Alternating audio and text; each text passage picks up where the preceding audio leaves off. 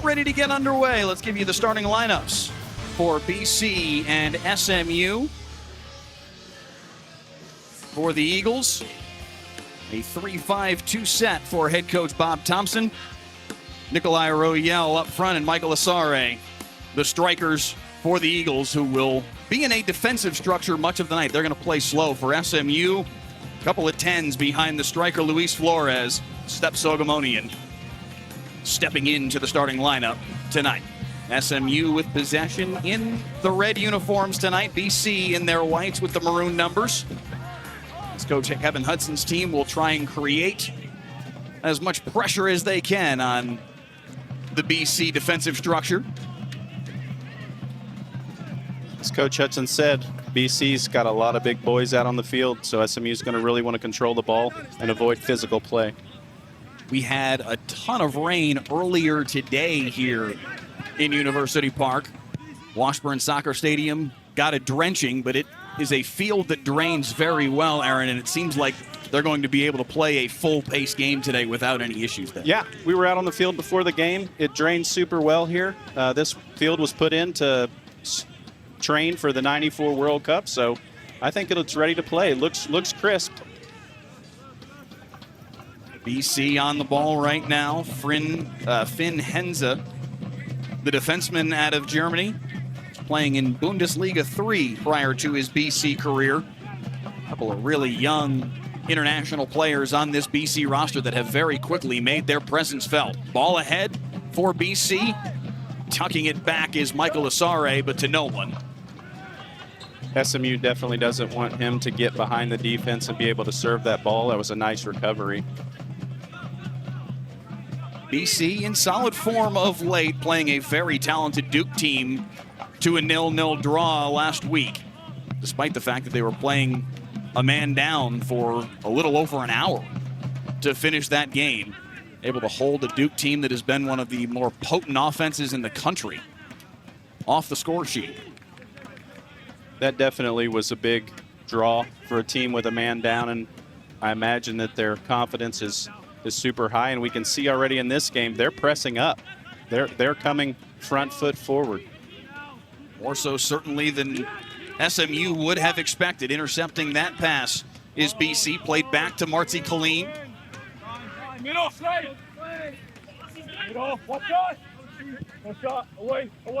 BC's going to try and build out of the back most of the night, but they have been, to your point, more aggressive here in the opening 3 minutes of this game than would have been expected. SMU with it now. Jalen Mitchell, the junior midfielder.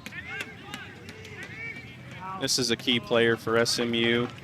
You're going to see Danny on the ball a lot, moving it forward through their defensive third. If he can get penetration, that's how they score goals. Danny Escorcia, the midfielder out of Colombia. Kevin Hudson says he's a warrior. Just plays with that kind of mentality, game in and game out. Mitchell playing a through ball. On the back end of it is Flores. Luis Flores turning inside the 18, centering feed. Bodies on the deck, no whistle. The home crowd here at Washburn unhappy with it. Kevin Hudson palms to the sky, wondering where the whistle was.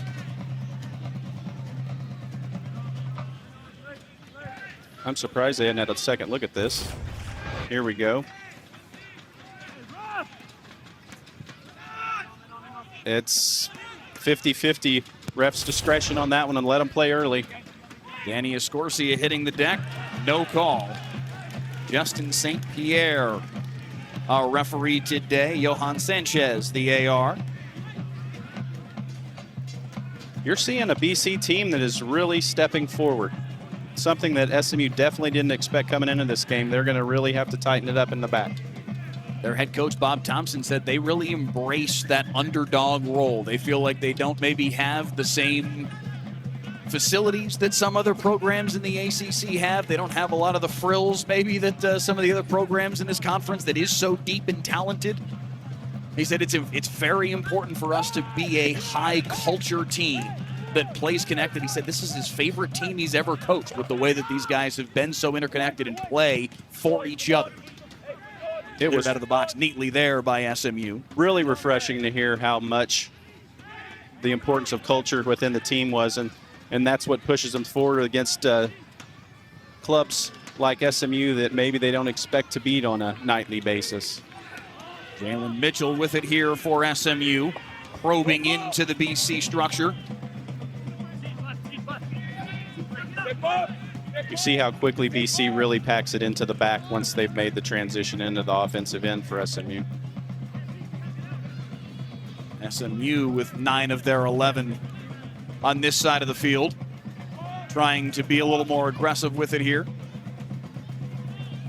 Kevin Hudson said he expects for BC to try and slow them down. He said that's where it could get to be a frustrating game if BC is able to be successful in kind of stalling this game out in a lot of ways. If they muddy the waters, as they say, we're looking at trying to figure out how to penetrate over a group of players that's just good in size, good in physicality. So SMU's really got to keep it tight when they're making the transition and kind of pull them out and then try to get over them.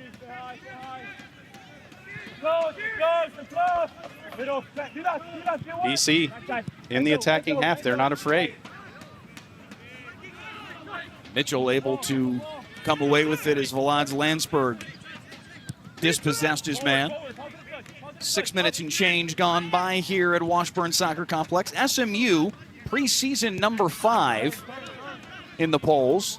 They have fallen out of the polls. That might suggest that they haven't had the season many would expect, but in talking with Kevin Hudson this week, he said they feel like they're playing some pretty good soccer. Haven't gotten maybe the results that they've wanted every time. Certainly the Syracuse result, not one that they would have expected or desired. And he said they felt like they played well that night, except for a couple of mistakes that led to the 2 Syracuse goals. But despite the fact that their record isn't precisely what they would have wanted and their ranking isn't what it was as glitzy to begin the year, Hudson feels like they're pointed in the right direction. Well, correct. I mean, you're playing in a very difficult men's soccer conference, the ACC. So you're always going to have very high expectations, and a couple of balls bounce the wrong way, and the next thing you know, you've lost a couple that you probably should have won. And this is one of those games we call a trap game. They're expected to beat BC tonight, I believe, but BC doesn't believe that. Right. Yeah, BC has no intentions on believing that, but SMU, to your point, with their upcoming schedule at Stanford and at home against Virginia, the next 2 games, 2 very, very talented teams left on the schedule. Bob Thompson there you see on the screen, his 6th year as the Eagles head coach, 27, 37, and 20 in that span. Enzo, on your left. No cross. Ball into the box here for BC, headed cleanly away. You notice the 2 captains of SMU stand strong in the middle of this defense, anchoring it. Slade Starnes has been terrific this season for SMU on that back line. Veteran leader, ACC Defensive Player of the Week in late September. Kind of feeling each other out. Here's a chance. Asare on the back end of that ball, playing just outside the 18, looking for a teammate. Able to get back on top of this one. Ask Eklund in the starting lineup tonight. He's ping-ponged in and out of the starting lineup for BC over the last couple of games. Second team all-conference a year ago and a preseason all-ACC watch list honoree. I think Coach Thompson said he's had some knocks in training here and there, but they definitely want him on the field.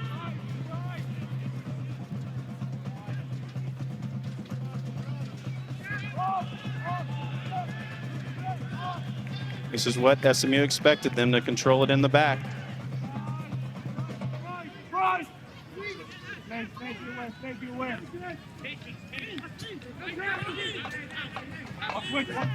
Eklund patient with it. BC played to that scoreless draw with Duke a little over a week ago, thanks to their ability to play this kind of structure in this type of tempo. On the road against an SMU team near the top of the conference, at least in terms of ability level, trying to play a similar strategy.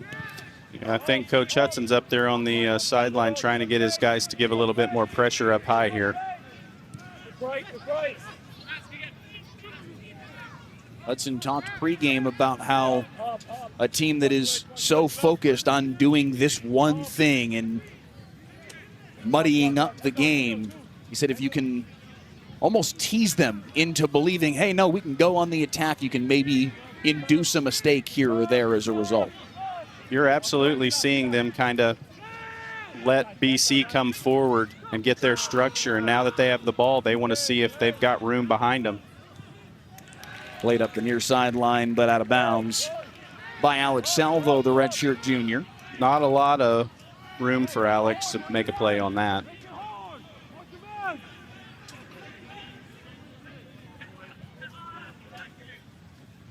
I'm seeing plenty of room for SMU. They just need to control the ball a little bit longer and get that press going. They've got room behind the defense. The defense is up at half field. Coach didn't expect that early in the game. He thought they would all sit back. Landsberg playing it back to Martin Dominguez, the senior keeper. Martin's got good feet. He can distribute. Dominguez taking over the starting role for SMU from Soren Russell earlier this season. Started each of the last 6 games, make it 7 in a row now tonight. Two of the very skillful players on SMU trying to control things in the middle. You've got Bernay. You've got Danny. Escorcia is definitely a guy they need to have the ball on his feet for him to produce. Bernay with it now. Plays it to Escorcia, who has Mitchell up his left side. You can see the structure changing as soon as SMU starts having the ball. The entire BC defensive team is in the box. Charles-Emile Bernay, kind of the pulse of the team. This team goes where he takes them in a lot of ways. He's really stepped up over the last few games, really the whole season. The kid is just showing that he's got what it takes for maybe next level or higher. And he's really shown off his abilities here to make things happen. He's kind of just floating around looking for opportunities. He and Escorcia love to combine, but there's so many people back in the defensive third right now that SMU had to pull it out. Kevin Hudson's been very impressed with the French-Canadian Bernay. Feels like he does have the toolkit anyway to maybe be a professional one day. Just a sophomore here at SMU, but a bright future in front of him. Centering feed, handled rather easily by BC, headed clear of the box by C.J. Williams, the senior, a 4th-year starter for BC. You can see the physicality of the BC defense. They have got a lot of big boys in the back that could play a role, especially if the field gets a little messy. C.J. Williams, 6'2". Finn Hens is 6'2". Jack Burkhardt, 6 foot. Henry Wasserman in the lineup tonight in place of the injured Moritz Gundelach. A big loss for BC tonight to not have Gundelach, one of their best defenders, on the field. Whistle will go against SMU.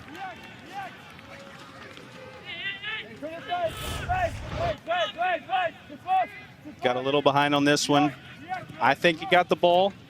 We'll defer to the referee on that one.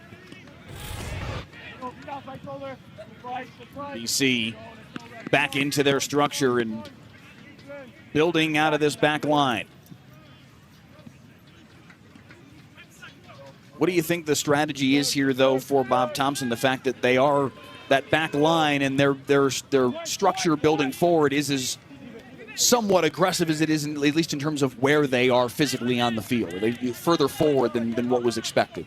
Well, and you just saw that ball right there. These diagonal balls going forward is what he's going to send his big boys up, let them run. They've got some pace. They want to get behind the SMU defense to try to score. They're pressing high here with a turnover.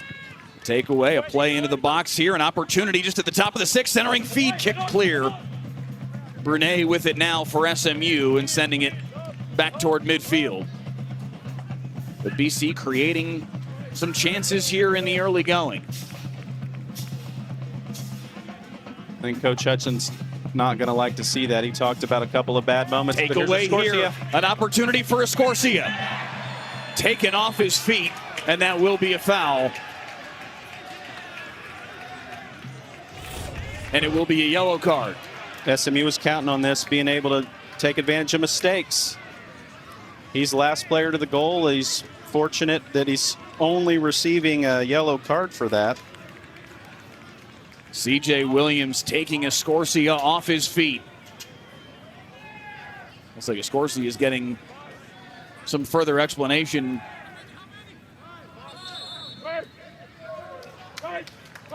I think they're going to go look at this. If he's the last man between the goal and the defender, that should be a red card. And I know Coach Thompson doesn't want to deal with that again this early in a match. No, he does not. He's already dealt with that once this season in the game against Duke. But Justin St. Pierre will take another look to see whether or not this will stay a yellow card for CJ Williams or if it'll be a red card and BC would be down a man for nearly 75 minutes worth of action.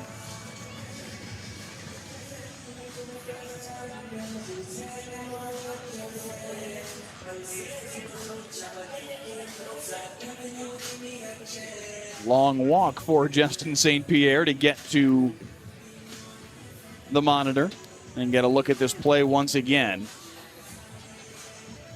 I think both teams are probably meeting with coaches here, grabbing a little bit of water and trying to kind of regroup to that start. It did look like both teams were a little messy. Turnover in the defensive third is very dangerous.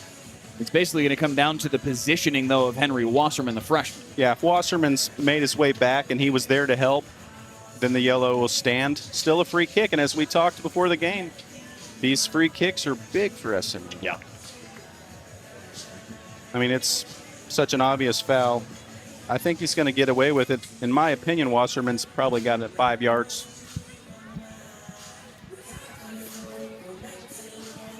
Another look at it here. You'll see 26 come into your frame here in a moment. It does look like Wasserman is ahead of the two of them at the moment of the foul, if only by a couple of feet. He might be looking at, if he gets hit in the face here, that also could be a red card. He's calling for red card sitting on the ground. I don't blame him. Escorcia politicking immediately after this play, where he actually ends up grabbing is on his chest and shoulder area, and immediately CJ Williams was wagging his finger saying, no, no, no, that's not a red.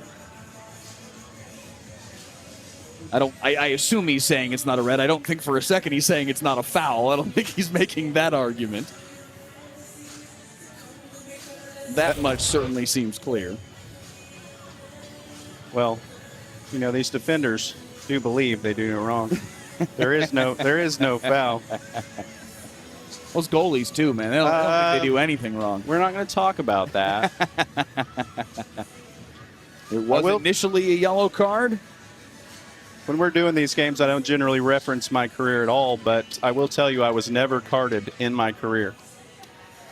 That's a good little badge of courage there. I like that. Now, people will say I should have been yellow card. I should have been carded many times. So the call will stand. It is a yellow card for CJ Williams. 30 minutes and 12 seconds remaining in this first half. But it will, of course, still be a free kick here for SMU. And what feels like, I think, the first real opportunity for SMU from an offensive perspective. They have not really had much in the way of pressure on Andre Borak just yet. And this is the time to test the freshmen, 6'5", all of them. Defensive player of the week in the ACC last week. So yes, indeed. It's a dangerous distance. This is a distance where either one of SMU's guys can get it over the wall and back down again. The question is whether or not is the big boy in the goal, can he get over to it? So all about placement here. I mean, this is green light. It's Soghomonian and Flores, the two that are standing over the ball. The free kick for SMU 15 minutes in.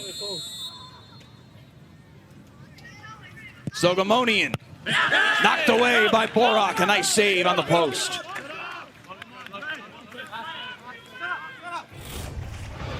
The positioning by the freshman goalkeeper was very good. Didn't have much trouble getting over there and parrying it out. Excellent strike of the ball, though. He gave it a chance. Stephan Soghomonian looking for a 6th consecutive goal for SMU, but Borak, the freshman goaltender, up to the task. Now a long throw here from SMU headed out of the box. Played back in by Brunet, an opportunity. Still loose in front. Mitchell sends it wide. And a goal kick for BC.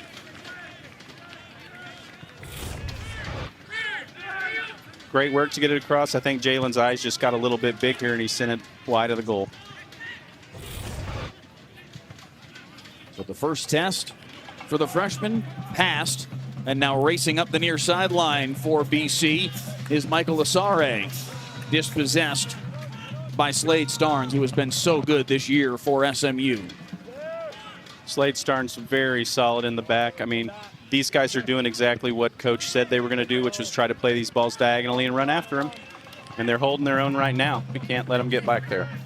That was the concern for Kevin Hudson, was the diagonal balls that BC would try and play all through this game. Scorsia up ahead, nice ball, and a well-played ball by Stephan Soghomonian, and now he's got some opportunity. Racing up the center of the field, plays it ahead to the right side, a centering feed. And it will be out for a corner for SMU. This is a really dangerous ball to the outside. Service is great, he just couldn't quite get to it. Coach might have wanted to see an extra touch taken on that ball. Give an opportunity maybe towards goal. Ryan Clinton Pimentel trying to play it across the middle for Flores. And now Flores lined up to take the corner. We've mentioned it a couple times, but you see a lot of big bodies in the box for BC. 5 Mustangs stacked up on the backside of the 6. Now they work into motion as the in-swinging corner kick comes in and handled nicely by Borak. I don't think any of the offensive players are going to get up that high to get after that ball. The 6'5 freshman taking over this starting goalkeeper role for BC.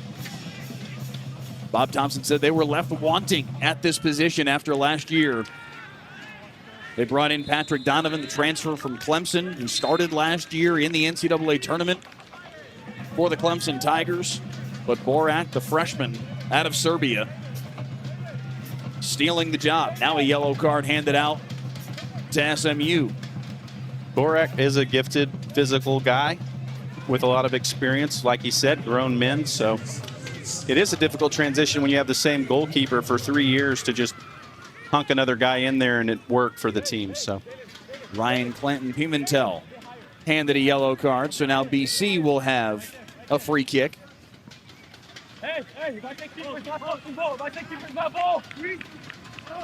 Martin Dominguez trying to get his guys set up. He knows they're crashing. Ball to the backside of the 6. Beyond the reach of Marty Colleen. And a goal kick for SMU.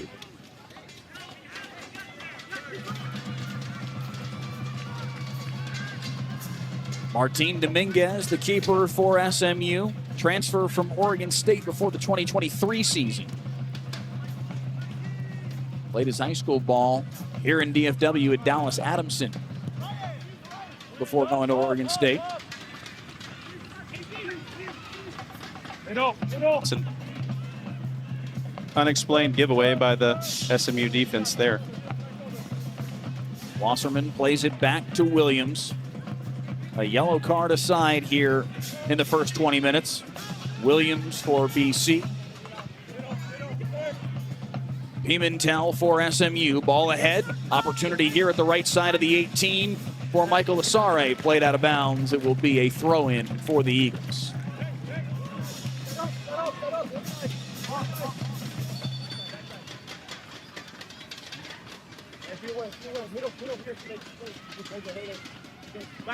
Looks like BC might be playing this like a corner kick. Enza with the throw-in from just above that corner half circle. Flag in the air on this one. You can see him get body position. We just got it. Jalen's trying to recover. Doesn't get there in time. AR's right there to raise the flag. Got to tighten it up in the box for SMU defense right here. Martin needs to be directing players where to go. Get this shit out. This will feel much like a corner based on the positioning. It looks like they're staring into the sun. It could affect how this is played. Directly into the sun. Back at Jack Burkhart. Who readies to hit this with his left foot. In swinging ball toward the 6 and whistles as it rolls through. A dangerous ball there from Burkhart, and they stop the play. Looks like the ref had not blown the whistle to start yet, so they're going to get another shot at it. Well, Burkhart again looking for his spot. Johan Sanchez happy to oblige. Help him find his location. Burkhart hits this one on the ground. An opportunity loose in front. Miss hitting it. That's something off the training ground for sure. He wants that back. It was a golden opportunity for Simba Odiambo, and he just couldn't get a clean foot on it.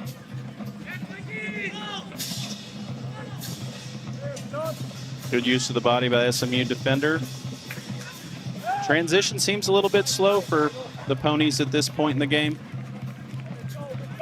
It was interesting. That was something Bob Thompson was so concerned about, was SMU's ability to transition and how potent they can be in that space. And for years, that has been the reputation of this SMU program. They've been very good in that space. Kevin Hudson told us this week he feels like they're maybe not as good this year with that as they've been maybe in years past. Yeah, watching previous matches, I think you'll see that they do it in spurts. And in spurts, they're super dangerous, and that's what he's worried about. Historically, this team transitioned nonstop all game long, so it's right to be worried about it, and he's definitely worried about it in certain spurts. But we haven't seen but one, which resulted in a free kick that would have been a nice result. To the top of the 18 here on the near side for Finn Henza, but dispossessed by SMU. And Brene with it now. Brene is very confident on the ball. But another quick giveaway. BC has had possession much of the night, and they build forward here. Asare to the near side for Finn Henza. Hits this one to the middle. Loose in front. A spillage that is cleared out. BC still on it, though. Another feed to the middle. Again, bounding through the 6, but to no avail. A great service by BC. It looks like Martin is a little late to the ball and misses it. Off a defender and a clearance, but it's right back in.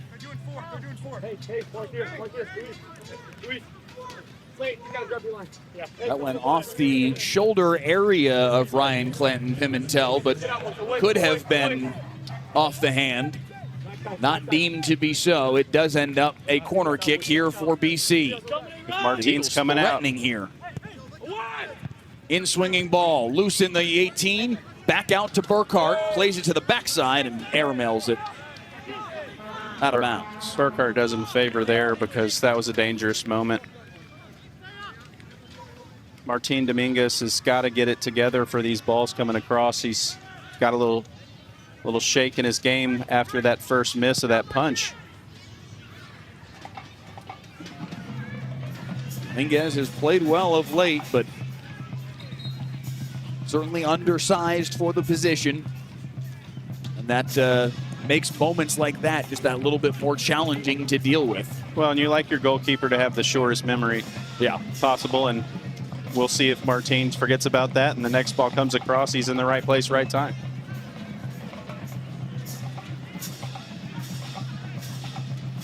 We definitely are seeing a lot more players compressed into the center of the field than what we expected. Why do you think that is? I think that Bob Thompson looked at the games prior to this and said, if we're going to score to win, we have to push the team up. And I think it definitely surprised Kevin. Coach Hudson expected them to be sitting back because they have the entire year long. So this is new to everybody. They're figuring it out on the fly. Connor Gibson on it now, plays it back for C.J. Williams. Now Wasserman, the true freshman out of Winchester, Mass. Nice play by Landsberg to race forward and intercept that one. Escorcia. This looks more like a typical SMU build up here. Jalen Mitchell probing, 1-on-2. Turns back to Escorcia. 20 minutes left in this first half. Brene dispossessed. Looks like Brene went for the nutmeg there, and it just doesn't always get through. Marcy Colleen able to take it away. Nice work here by Jalen Mitchell to work inside.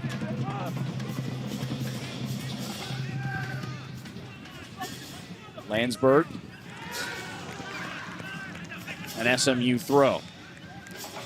You can see these guys in tight spaces are really dangerous, and I know that worries the BC coaching staff. You don't want them to be able to dice through a couple defenders and have a shot quickly. Both these teams losing recently to Syracuse. SMU on the road, a 2-0 loss against the Orange. BC lost 1-0 in Central New York. The other common opponent for these two teams is Cal. SMU defeated Cal 4-0. BC lost 2-0. Yeah, Coach Hutchin was really excited about how they played in Cal, and actually excited about how they played at Syracuse, and just said a couple bad moments ended in a 2-0 loss. That does roll over the end line, and a goal kick for BC. Blanton Pimentel trying to create something on that far side, but just lost control of it.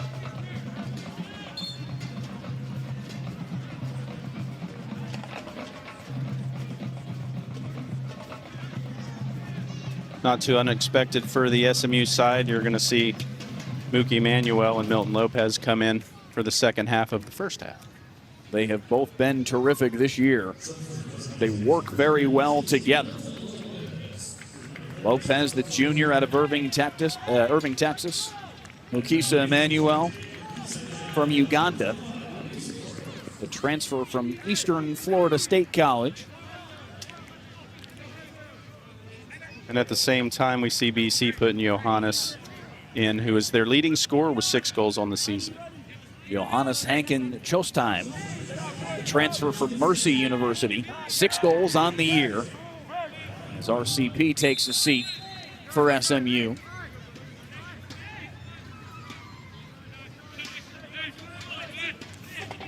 Aiden Farwell coming on as well for Ask Eklund, the 6'3 senior.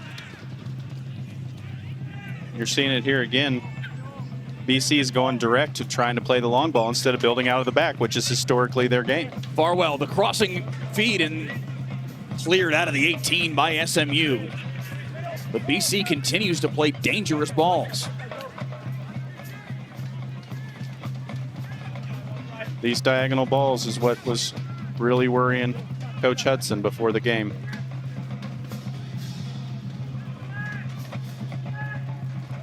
Williams, the 4-year starter, plays it near side for the freshman Wasserman. Again, BC playing without arguably their best defender in Moritz Gundelach. The junior out tonight with an injury, leading to the start for Wasserman, the freshman. Cut off well by Slade Starnes, and SMU takes over.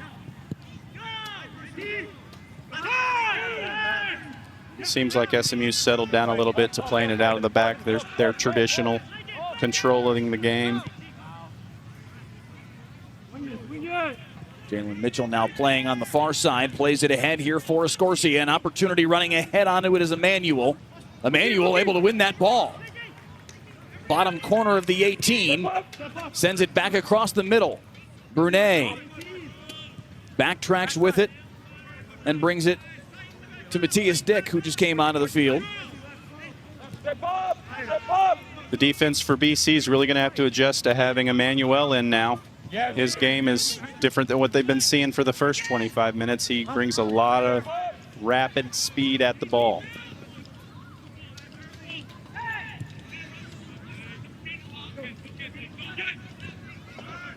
Landsberg playing it back to Brunet. Brunet into the box looking for Emmanuel. Coming onto it is Borak. An easy catch for the freshman keeper.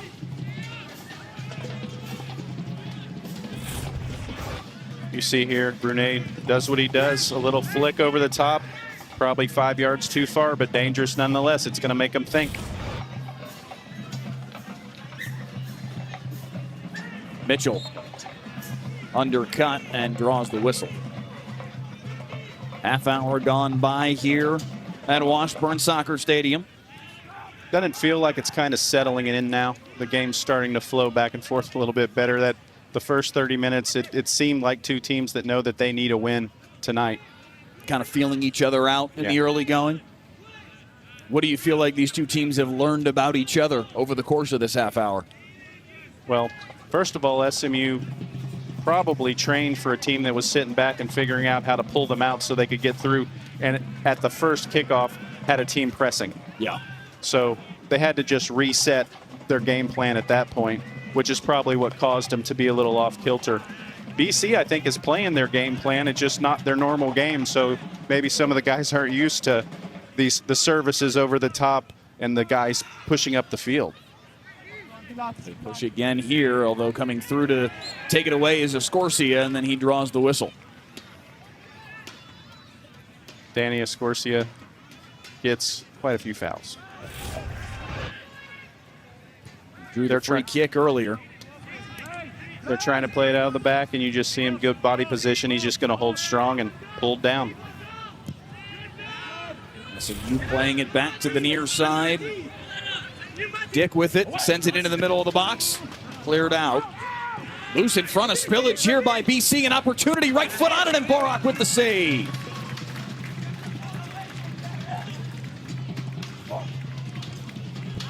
Borak not happy with that error as it led to an opportunity for Milton Lopez. BC's going to need him to make a few stops like that tonight if they want to come out on top. We talked about it off the top of the telecast that Borak leads the ACC in saves. You see 51 now on the year.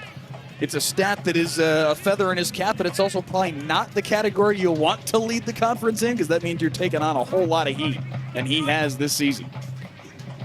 And like we said, a freshman coming in to play that position is very, very difficult, but as his coach said, he spent a lot of time. Loose in the box, an opportunity here for BC. Turning on it, well defended on the far side by SMU. Another turnover though, BC back on it.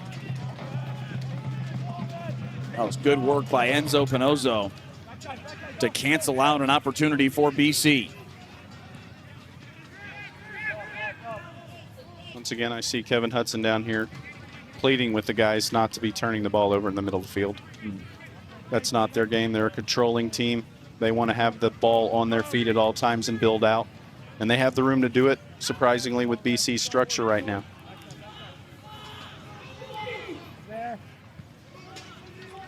SMU able to take it away. Up ahead here for Escorcia. Playing it ahead up the near sideline for Emmanuel. SMU working with some pace now. Dick on the near sideline. Back to Brunet.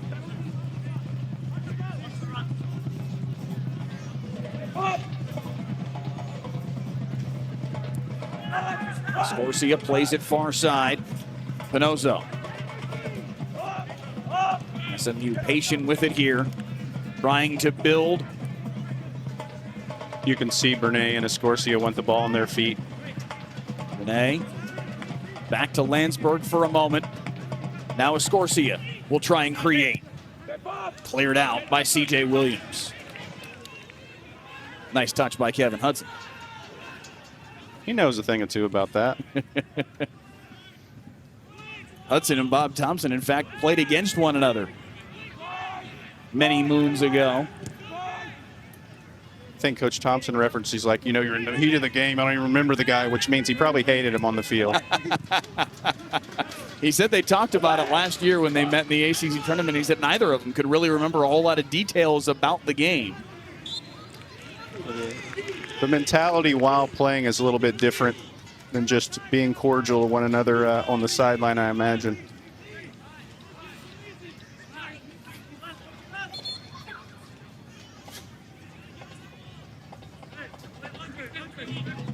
SMU committing their third foul. And a free kick here for Jack Burkhart from deep in the BCN. Headed into the last 10 minutes, I'm sure SMU is just chomping at the bit to try to get something towards the goal. 50-50 ball. Ultimately taken by SMU. Landsberg will play it back to Brene. Brene and Escorcia will again go to work. Lopez dispossessed and then commits the foul.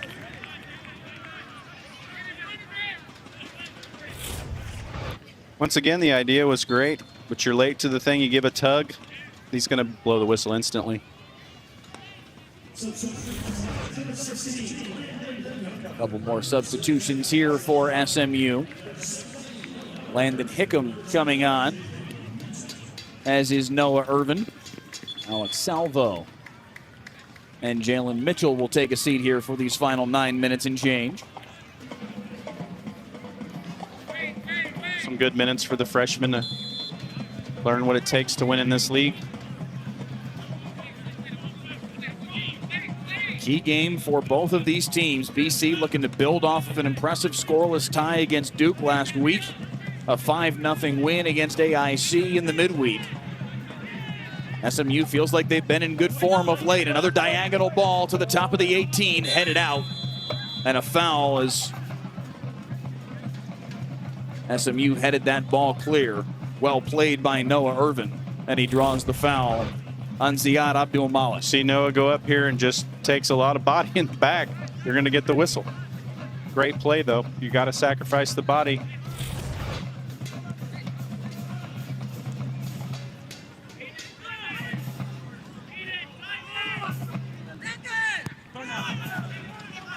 SMU not afraid to play it out of the back for sure. A lot of confidence, a lot of veteran leadership in that group. Comfortable with the ball on their foot. Oh boy. Yeah, turnover here. Aiden Farwell with an opportunity. Looking to build forward for BC. Give and go. An opportunity to the backside, and BC scores. Johannes Henkin Jostheim, his 7th of the year. Like we said before the match, this is a guy to watch. He knows how to score goals. They turn the ball over. Clinical finish. Martin got a hand on it, unable to parry it wide.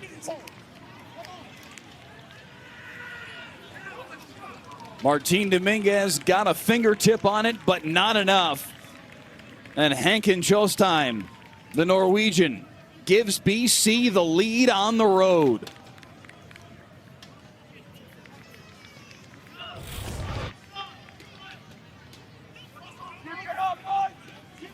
Seven goals in this league is impressive. SMU knew they had to be worried about his finishing ability. It's a little over 7 minutes left. Expect to see them turn it up just a little bit. A decently loud BC contingent with a cheer for Bob Thompson's team as they take the lead here in Dallas.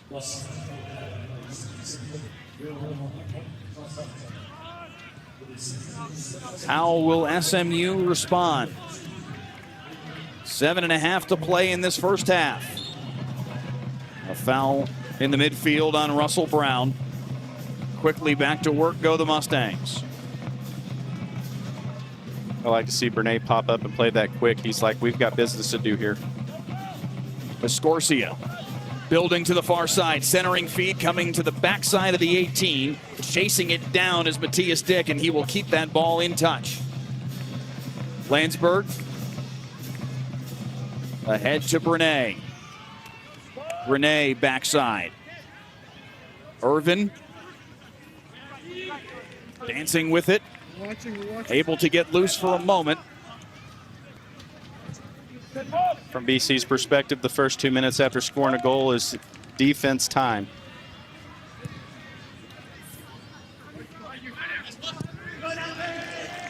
Neatly played out of bounds. And they've played at least through that first minute cleanly enough. I think the concern for SMU at this point is, do they come out in the second half posted up in the back like is traditional for BC's team? Blue ball here got through one line of the BC defense, but CJ Williams there to clear it away.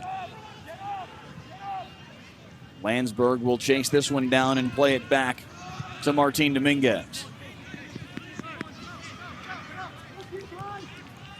It just goes to show you we've seen a pretty balanced game all game between these two, and then one error leads to a goal and can change everything about how the two teams play. It'll be an SMU throw on the near sideline.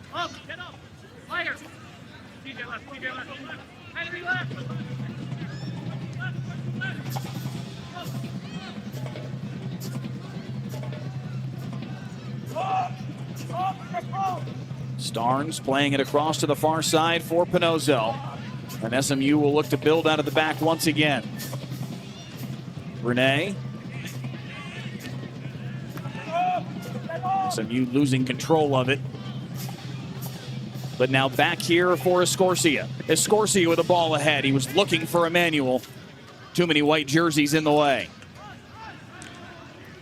And now an SMU throw. SMU has lost a couple of games this year that perhaps you wouldn't have expected. Certainly Incarnate Word earlier on this year, and then the result in Syracuse, despite the fact that Kevin Hudson did feel like they played a pretty solid game that night, save for a couple of mistakes. And I think that's been the crux to the season on these losses, is they're not playing poorly. Yeah. They're playing well, and then a bad moment can create a goal, and it changes everything in your record. I mean, you're on a razor's edge. This is a tough league. You want to win, you don't make the mistakes. You make the mistakes, you're going to lose. We just saw exactly that story play out, leading to the goal from Henkin Chostheim as BC takes this 1-0 advantage late in the first half. Misplay there and a turnover. Up ahead for Henkin Chostheim. 1v1 and handled nicely on the far sideline by Pinozzo.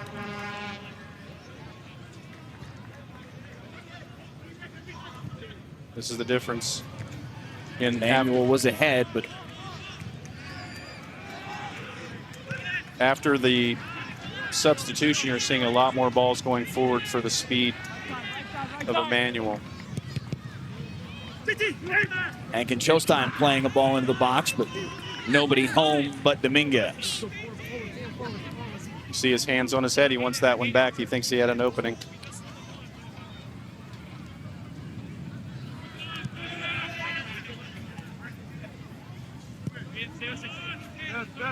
Pinozzo running onto that one on the far side.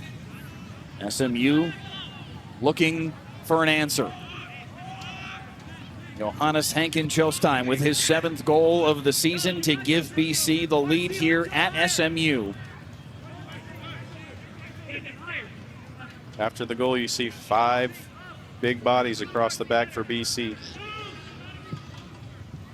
Yeah, you can't help but wonder how much will their strategy now change now that they have found the back of the net.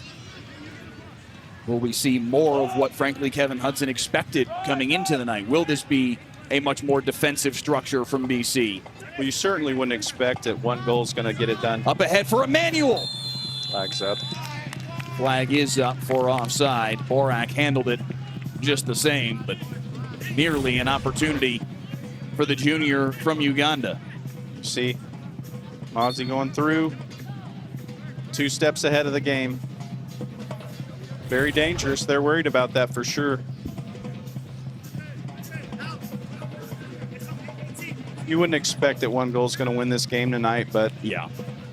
you also are dealing with a team that played with 10 men against Duke Yeah. And held for them most of the scoreless game all and night. held them scoreless. Yeah. That's got to concern you if you're on the SMU side. There was a hint of nerves and concern for Kevin Hudson when we spoke to him tonight about this game and what BC may try to do. And they come right out of the gates flipping the script on what everyone expected this game to look like. And they have now capitalized upon that with the goal from Hankin Chostheim and a 1-0 advantage. Matthias Dick up ahead. Lopez to the middle for Escorcia. Lopez gets free, fires high.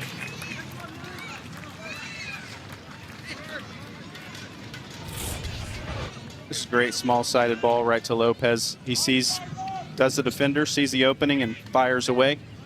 Close, but no cigar. No hesitation from the junior from Irving, Texas, nearby. But a little too far underneath that one, over the head of the 6'5" keeper, Borak. And it stays 1-0. Emmanuel trying to run out of this one. Taken down, no whistle.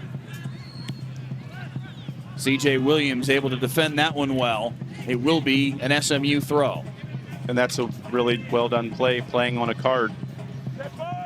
A bad tackle there could send him off. Mentioned the razor's edge that there is in this conference. CJ Williams playing on that razor's edge the balance of this night. Absolutely. Final minute of the first half. Can SMU find a lightning strike before halftime?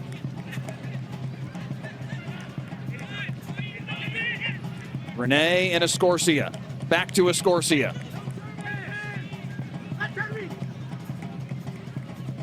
Renee back to Matthias Dick. Not difficult to see what 2 players the ball goes through. Renee across the middle. Borak there. It's going to be very difficult for any offensive player to high point a 6'5" goalkeeper. He just Renee with a he good almost service. eliminates that part of the game. Yeah. Anything about 8 feet and up is all his. 10 seconds left in the half. Borak will send this skyward. And the first half will come to a close. The Boston College Eagles with a 1-0 advantage after 45 minutes. Johannes Hankin Chostheim with the 1 tally. And they've got the lead on SMU on the road, Aaron. A very impressive half. Ray Borak, a couple of first half saves for BC. 1 on the free kick.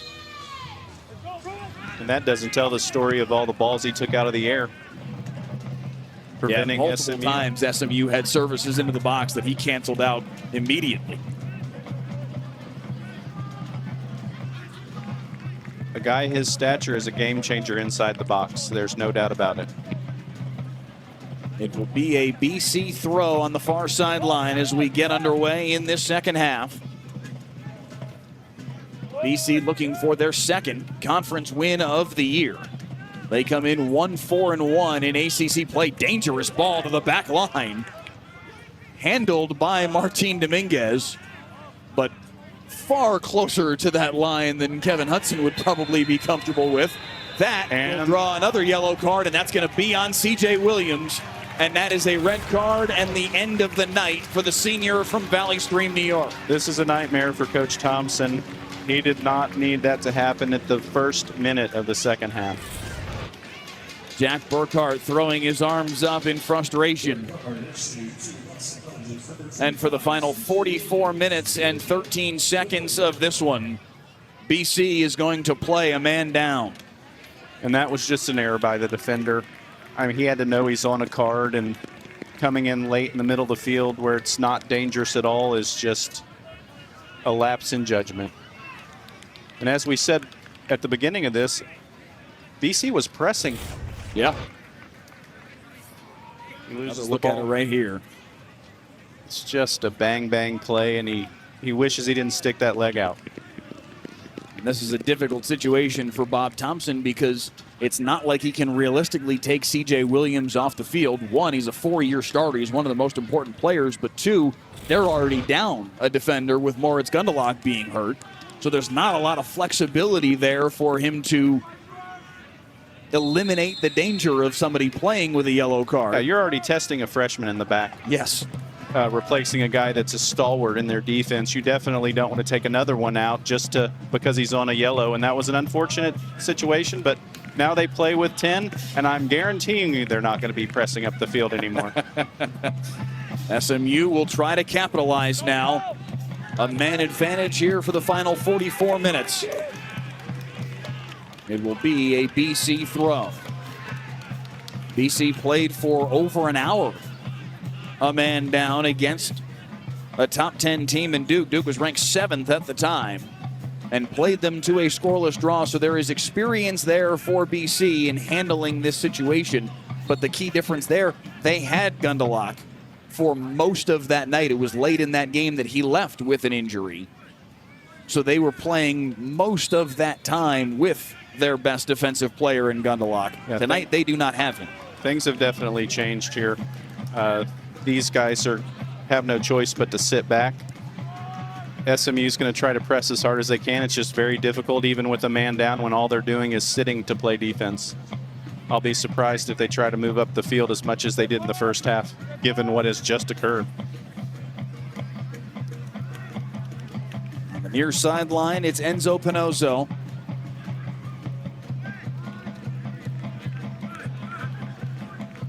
SMU with 10 players on this side of the field, looking to build forward and capitalize on the red card to CJ Williams.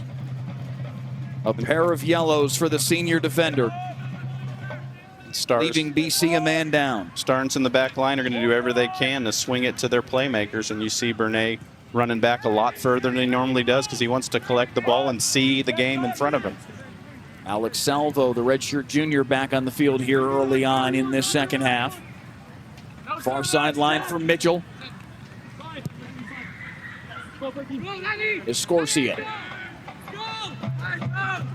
Pinozzo, centering feed to the backside of the 6. Mitchell couldn't get a foot on it. Still loose in front. A chance. The save by Borak.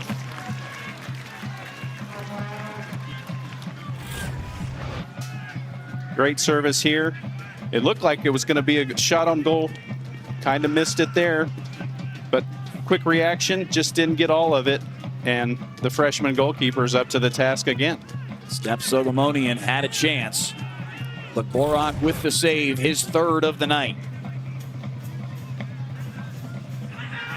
You see BC with only 2 guys even on the offensive half of the field right here, and fortunate to get a little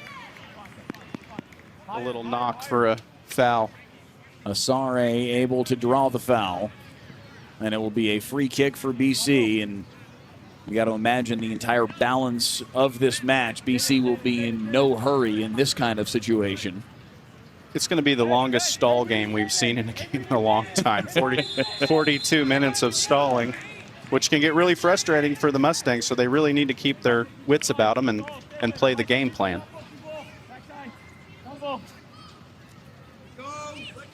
Ask Eklund playing this one into the 18, backside of the 18. SMU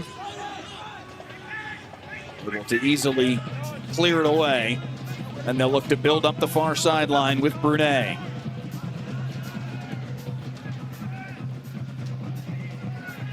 BC, quick transition back into defense. I think when you're going to have free kicks like that, that's going to be their opportunity to play offense. Everything else is going to be sitting back. Escorcia on the far side. He is a one-on-one player. looking to get a foot clear. The cross, Salvo, running onto it is Bernay and sends it high. I mean, we've mentioned these guys over and over all night because the game goes through them. Bernay has an opportunity. I think that's tipped. And yeah, we have a corner. It will be a corner for SMU. So an opportunity here. Near side corner, Luis Flores set to hit it with his left foot. In swinging ball, headed clear by BC. Solid defensive clearance there, and you can see on that corner, he does not want to serve that ball inside the 6-yard box for the 6'5" Borak. Landsberg, the deepest player for SMU right now as they push way forward. Near side for Escorcia. Escorcia playing one-on-one again. Well defended by Asare.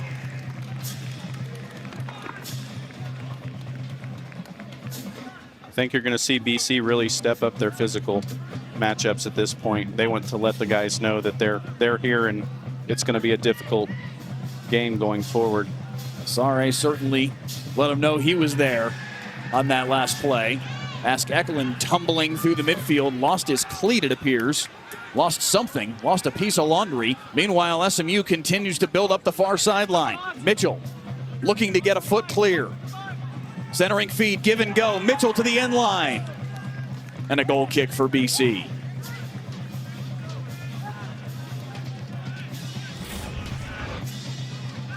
It's a great play individually by Mitchell just to hold the ball. Plays the 1-2. Had an opportunity, just a little heavy with the touch there. And like we said, it's that last touch. Yeah. The last piece is what's missing. That's very dangerous. And I'm sure Kevin Hudson loves seeing that, but he wants that in the back of the goal. Ryan Clanton Pimentel, the midfielder for SMU, has a yellow card himself in this game. And you can only wonder if BC doesn't try and hunt after a foul in that space to see if they can't level the playing field in this second half. Ask Eklund went tumbling to the turf moments ago in the midfield trying to draw a foul. You can't help but wonder if there is a target on the back of the sophomore from Leander, Texas. The advantage for him is he's in the midfield and not sitting in the defense where he hung out to dry. But BC playing a little higher than I would have expected, but it's still defensive structure. After the Duke game, I'm sure that they know what to do. Here is RCP with his foot on the ball on the near side. Plays it back. Enzo Pinozo. Renee, and now to Escorcia on the far side. Beg your pardon, Milton Lopez with it.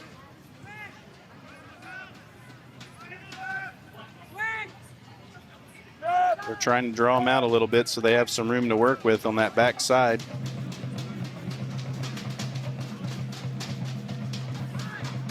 Clanton Pimentel lost it. Argument on the far side that may have gone off of Ryan Clanton Pimentel, but it will be a throw-in for SMU. Are we going to see a card for dissent? You see a yellow card. Another defender picking up a yellow card for BC. This is something they've got to pay attention to. It wasn't abundantly clear who that card was given to. Was it given to Jack Burkhart? It seemed to be pointed in his direction. Yes, Jack Burkhart gets the yellow card.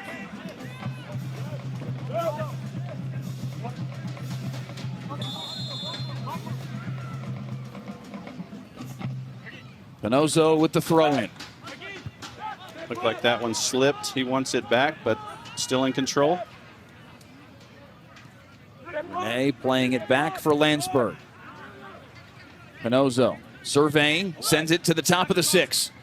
Backside, loose and on the foot of Jalen Mitchell. Mitchell dancing with it.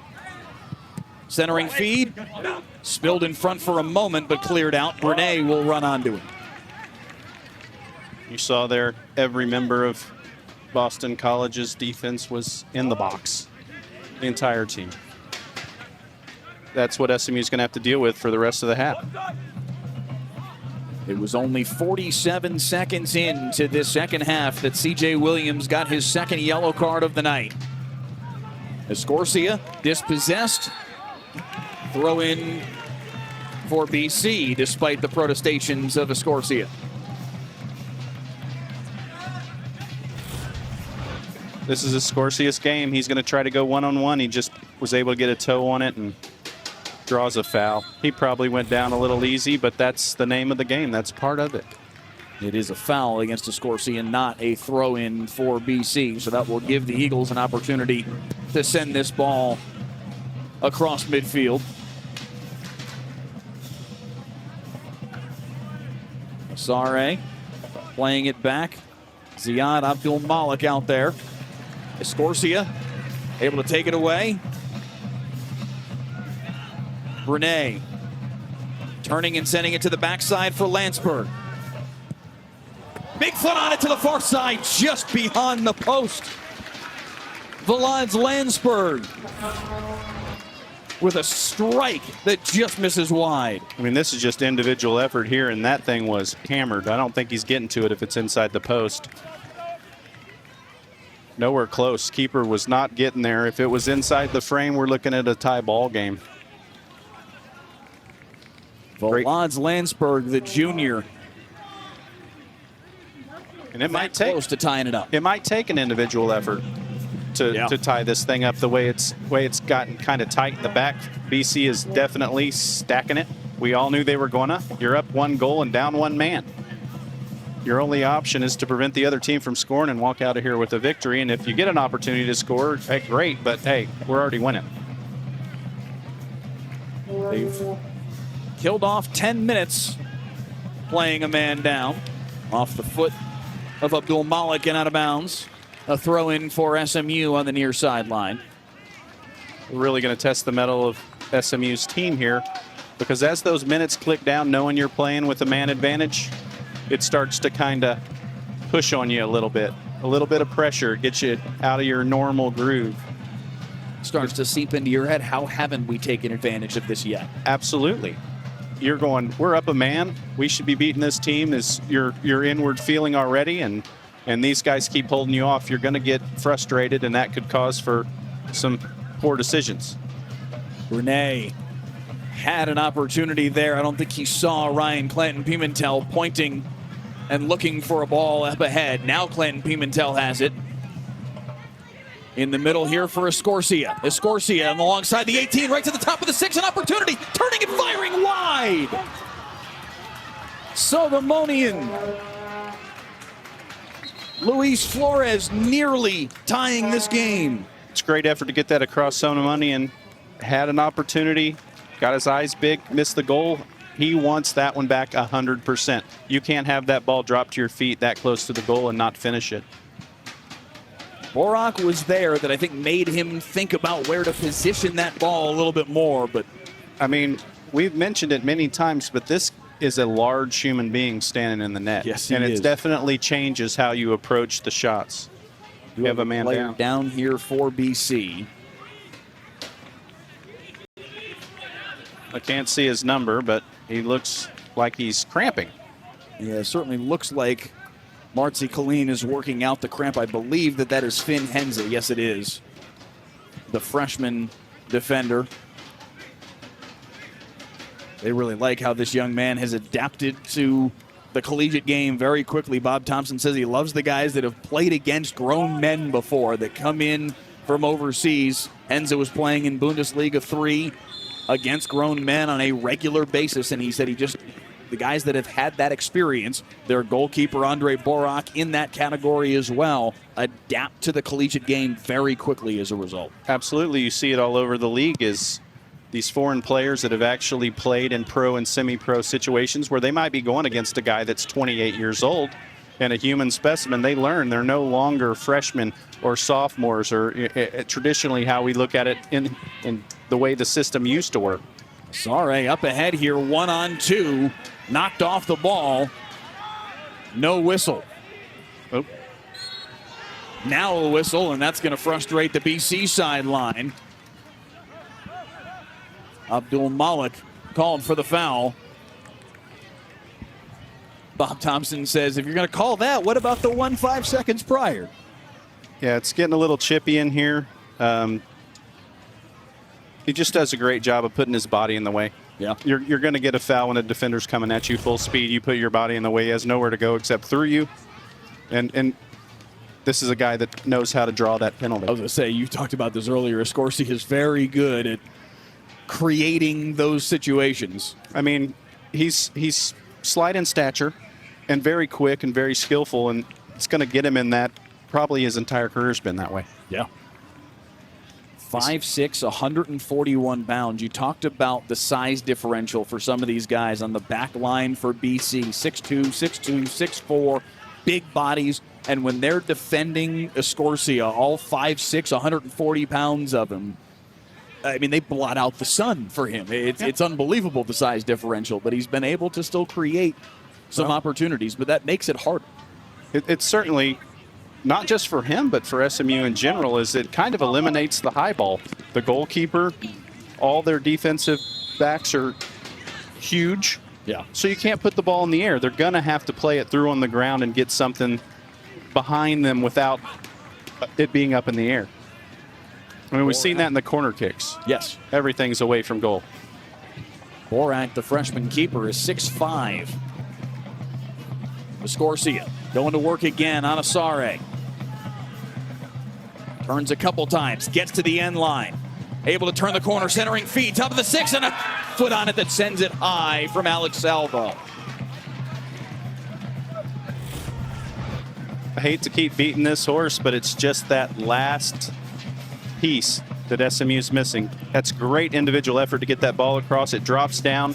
He wants that back. He's probably hit that in training 8 out of 10 times. Yeah. Salvo just underneath it.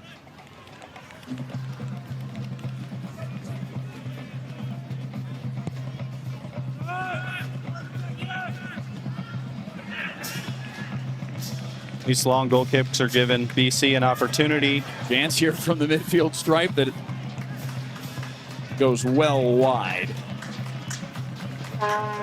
Could have been a bit optimistic on that, but I like the look. Is that a byproduct of the frustration of the night? Hey, we'll try anything right now to see if it might pop. I don't think he's frustrated there. I think he looks up and sees a guy he doesn't think can get back. Yeah. And you got to go for it. So here's BC's transition for the second half, down one man, as these goal kicks, if this can be served, Borak can serve these things, 60 yards in the air. That might reset the field for them and give them an opportunity not to just be playing defense. Sare turning, hitting the deck again, and again, no whistle. Hard to see contact from up here, but the ref was standing 3 feet away, yeah. So. Ryan Clinton Pimentel up the near sideline. Turns it back to the middle for Escorsia. Back to Clinton Pimentel. An opportunity here, the centering feed. It was loose in front and cleared out by BC. Well, SMU is knocking on the door over and over again. It's going to take a solid finish against this defense to tie this ball game. Under a half an hour to play. BC has killed off a third of the time they needed to, playing a man down. Home crowd trying to get into it to push them on. Mitchell dancing with it to the top of the 6, backside, centering feed, headed clear.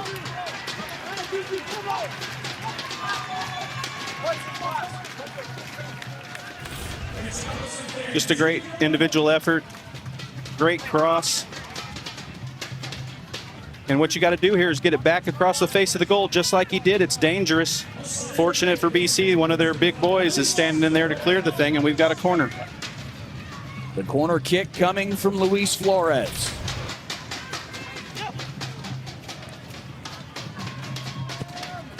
Laid high to the backside. Borak sends it out.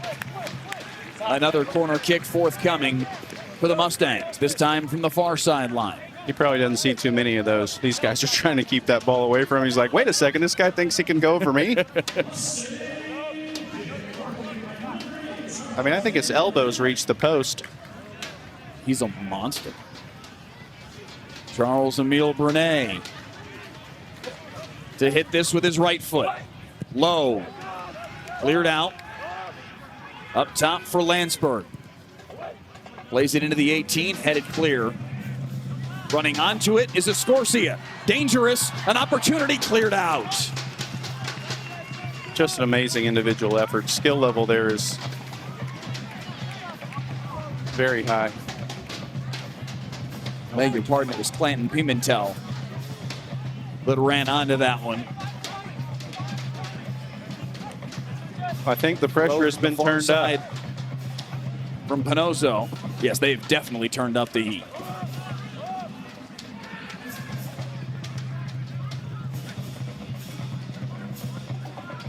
Renee into the 18. Loose, whistle, and BC ball. Just Bernay trying to play a good ball through. A little late there. Unfortunate. Catch a hand. Right off the forearm of Enzo Pinozo. 27 minutes remaining. SMU creating chance after chance here in this second half, playing with a man advantage. CJ Williams, a pair of yellow cards tonight. Left this game with 44 minutes to play. Certainly they hadn't thought about it, but he's missing next game as well, which they don't need. Clanton Pimentel. Centering cross. BC has been able to handle most of them. Burkhart off the foot of Clanton Pimentel. It will be an Eagles throw.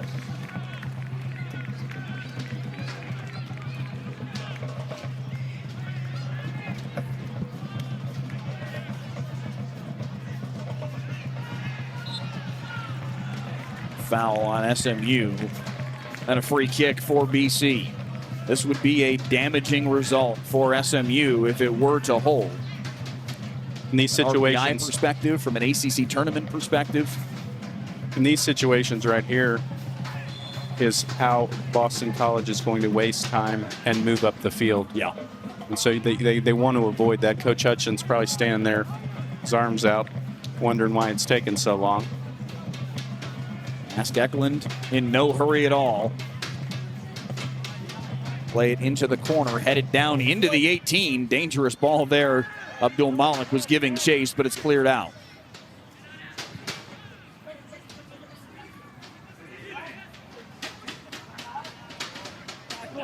Dancing with it in the middle of the field is Marzi Colleen. Abdul Malik killing a few more seconds off. The more time BC can spend on this end of the field, the better. Ball into the 18, but run off. Whistles and a foul. And a yellow card against SMU, Enzo Pinozo. And it's going to be a free kick here for BC. I don't know if near side. I don't know if Enzo recognized him coming that quickly and was just a little late. Committed the foul, and this is dangerous for SMU. This is going to be BC's offense for this half, is when they get opportunities like this. And this has been their best opportunity yet in this second half. Get this shit out. Get this shit out. Hey, if I say keepers, left foot, go. Back side. One back side. Down goal. Clock paused for the moment as the officials set the scene. Two Mustangs standing just outside the 18 to create a small wall. But most of the players at the top of the 6. I like to hear Martin directing his players on where he wants them to be. The backside of the box punched out by Dominguez. Handled nicely by the senior keeper. Headed down, Abdul Malik trying to make something happen in short space. Up. Cleared out by SMU. Up, left. That's right. Middle. Eklund. Away. No foul. No foul. No. Right side. Kick right. SMU's defense communicating, making sure they don't commit a foul. Abdul Malik trying to flick that one on for Jack Burkhart. Last touched by SMU. It will be a throw-in for BC. And Aaron, they are killing a lot of time down on this end of the field right now. This is exactly what SMU doesn't want to happen. Fouls, throw-ins, just opportunities. They're in a sticky situation, the defense, so they have to just kick it forward to try to get it out of pressure. Well, immediately back to BC, and they don't have to reset to the back of the field. Ryan Toro comes on for Ziad Abdul Malik as this throw-in goes into the 18. SMU turning with it, sending it to the midfield. BC there to stonewall it and send it back toward the SMU end. Now Jalen Mitchell for the first time in a while for SMU with an opportunity to advance this ball. Escorcia turning with it.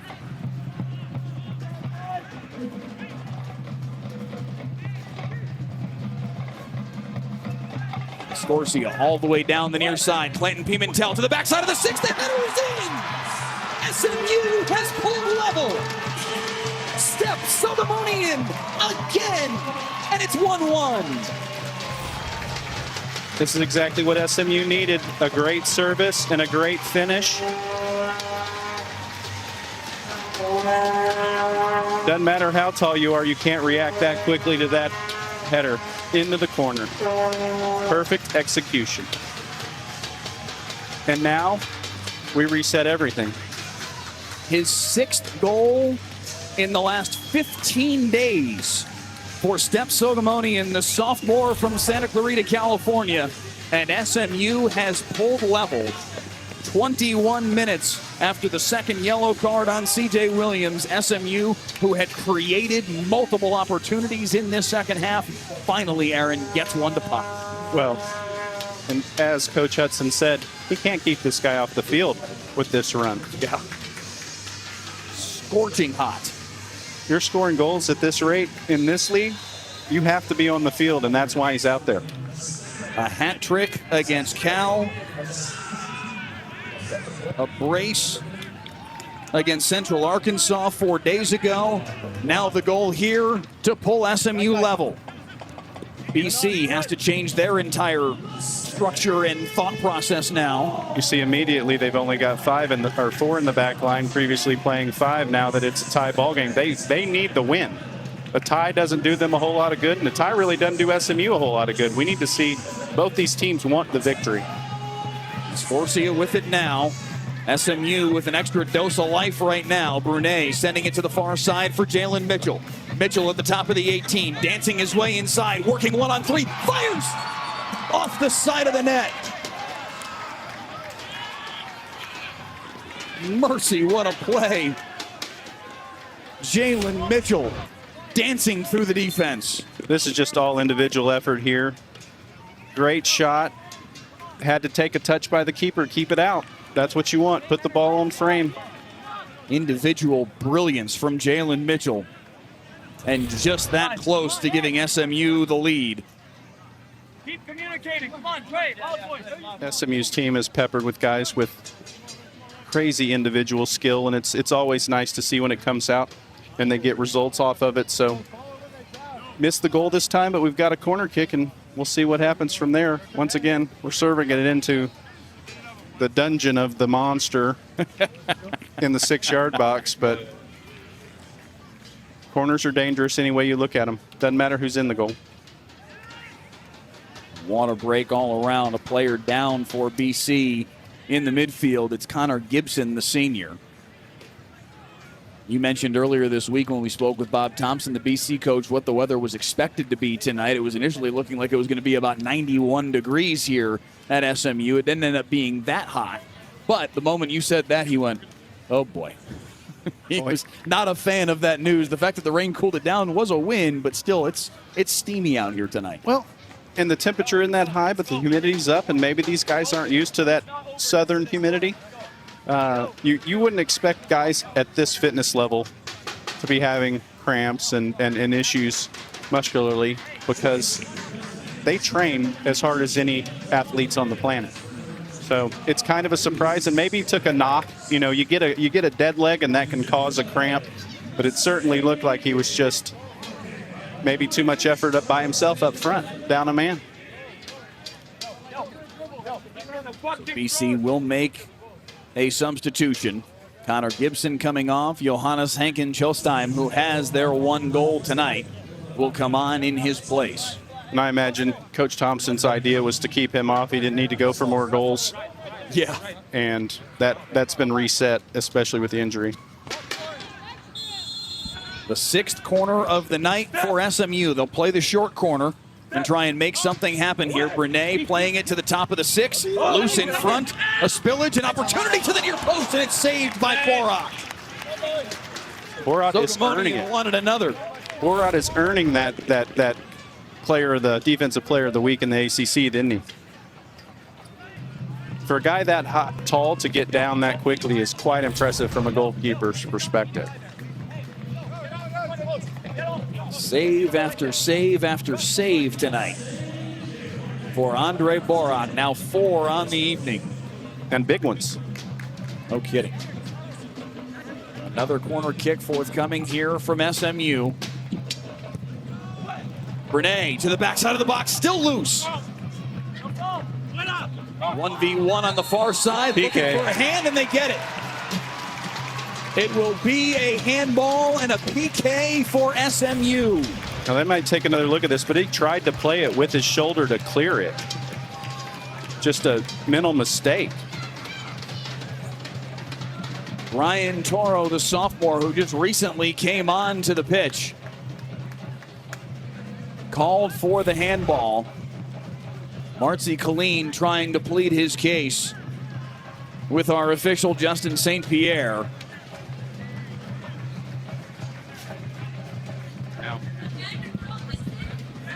If he just hit that ball with his shoulder playing it out, that's a legal play. Right. But anything further down.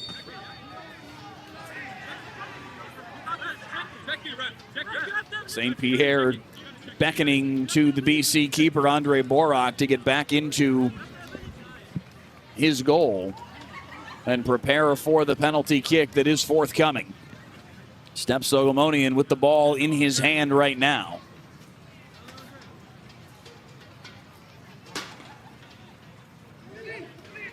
There's no call to review this, so. It will be Stephan Soghomonian already with a goal on the night to take the PK against Borak. He's got 6 goals in the last 15 days. He just pulled SMU level 3 minutes ago. Now a chance to give them the lead. Soghomonian scores and SMU leads 2-1. The Mustangs capitalize on the PK.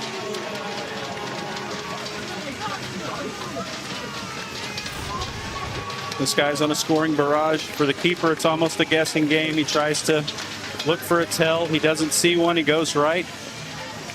Ball to the left. What a great goal. Stephan Soghomonian as hot as anybody in the ACC right now. 7 goals for SMU.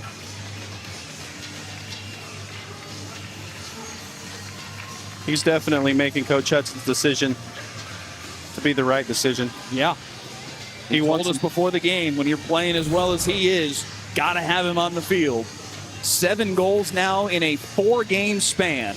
And SMU has come back to lead on their home field 2-1. I mean, you ride hot goal scorers, and he is the epitome of a hot goal scorer right now. You've got to have him out there. But still, it's still a difficult play, a PK with that kind of pressure to go ahead of a team in a game you need to win. Well done. As you saw there on the screen, 8 goals in total on the year for Soghomonian. He came into the night tied with Milton Lopez for the team lead with 6 goals on the year. Now he leads alone for SMU, and BC in a very different set of circumstances, needing to go try and create some offense now over the course of these final 21 minutes and change. It looks like they're sticking with their same structure that they switched to after the tying goal. But now it's even more important for them to press forward. So there could be some room in their defense for SMU to take advantage.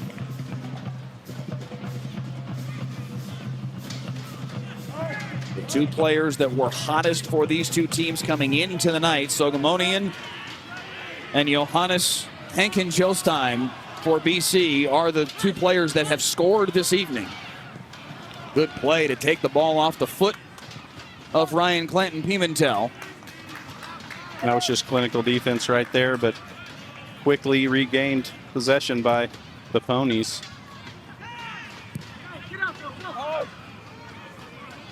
Pimentel playing it back for Escorcia. And Escorcia has created many opportunities tonight, looking to create another one here. Cleared out neatly by BC. It's not very difficult. Look to try and run. Apologies. Not very difficult to see who the offense runs through on SMU. BC throw in. Eagles have gone from leading 1-0 to trailing 2-1 in the last 4 minutes of game time.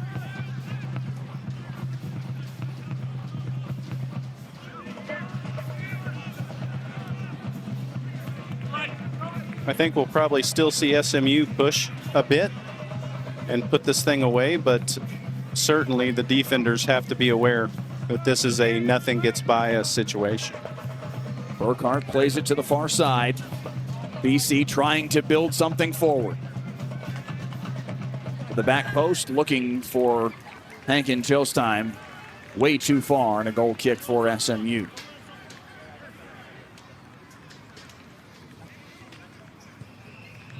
"19 minutes is a lot of time for both teams." Yeah, still an eternity left in this game. And a game that is critical for both of them within the ACC standings. SMU 2-1-2 in conference play this season. Looking to remain on the top half of the conference standings and find themselves in position to host a first-round game in the tournament, as they did a year ago against this BC Eagles team. Mitchell with speed, makes a man miss. Into the 18, Jalen Mitchell creating once again. Dispossessed at the top of the 6, dangerous play, comes out top. Salvo plays it off for Brene, off a body in the inside.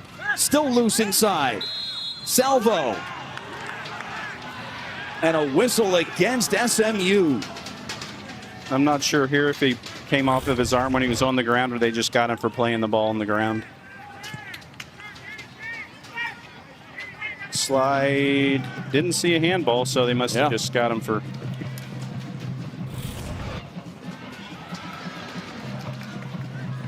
Soghomonian playing it to the backside. Borak having to leap through and punch that free.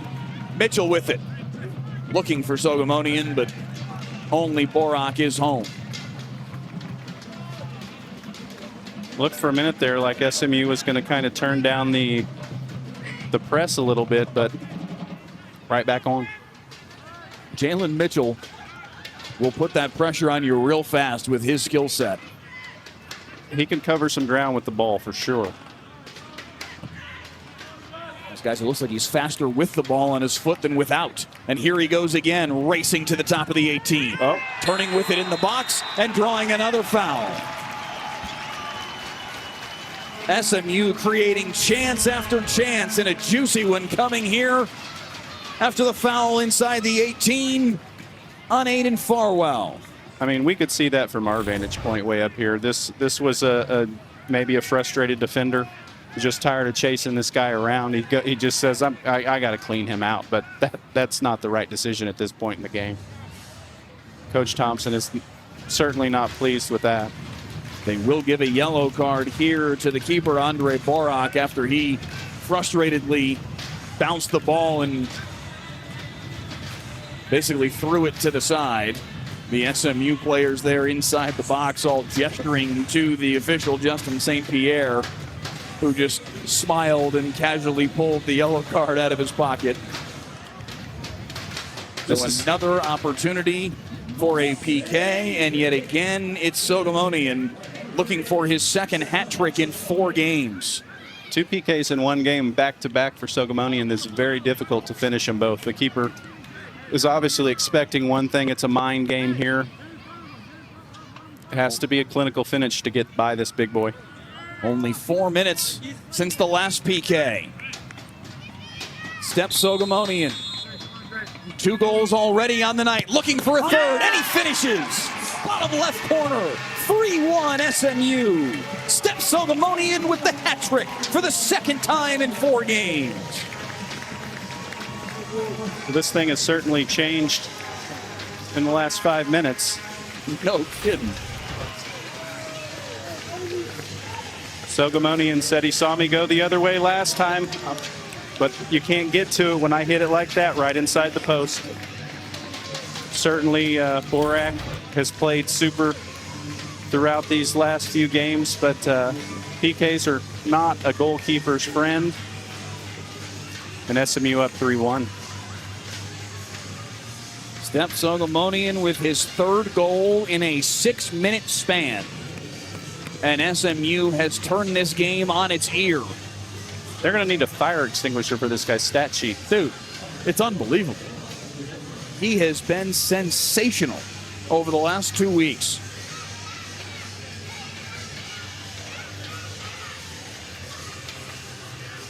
Frustration on Borak's face, and it's understandable. You know, he's not committing these PKs. He's doing everything he can to stop them. It's a worst nightmare of a goalkeeper. Personal experience, I will tell you, I absolutely dread a PK, but when you make the fouls like that, your team pays the price. A handball the first time. The penalty inside the 18, creating the second PK, and Steps Soghomonian will come off to a raucous applause from the crowd here at Washburn Soccer Stadium. A heroic effort, leading this team back 3 goals in a 6-minute span to give SMU the lead here in the second half. I think Coach Hudson's going to be telling us how brilliant he is after the game, as he told us, you know. This guy's got to be in here for me. He was not wrong.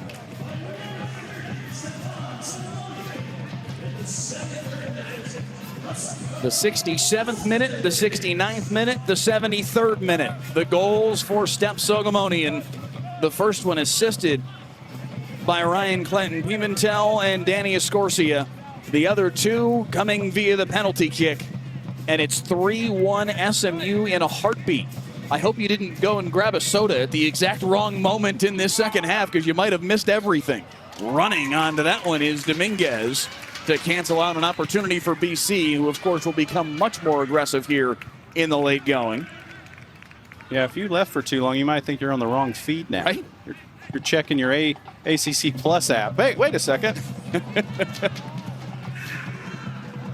6 minutes and 17 seconds worth of game time between the 3 goals. Probably only 10 minutes worth of real time between the first and third goals of the night for Soghomonian.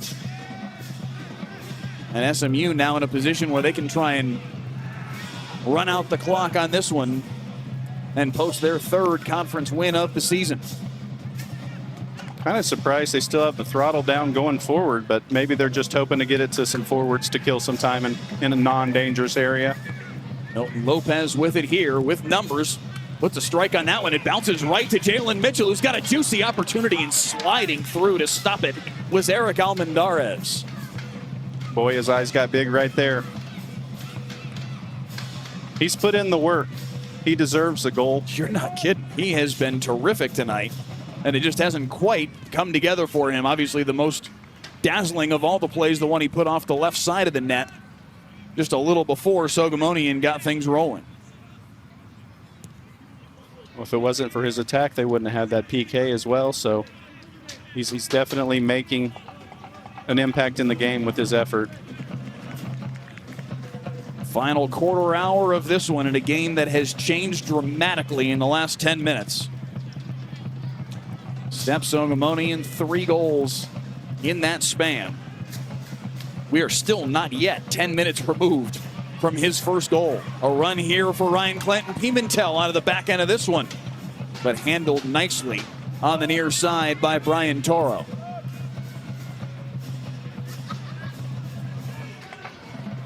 I don't know if we've said it enough. This is not a weak Boston College defense. No. SMU has been fighting for everything to get opportunities, so. And it took him until just recently to finally get it to come together. Again, a Boston College defense that held a very potent Duke attack scoreless despite playing a man down for over an hour just a week or so ago. Mitchell going to work again. 1-on-2. Taken off the ball for a moment.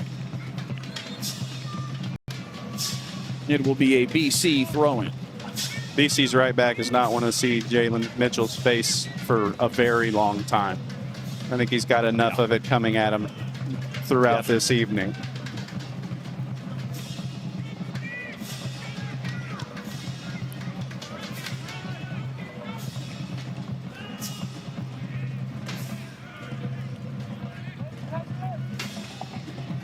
They're still playing the ball through. They're still attacking.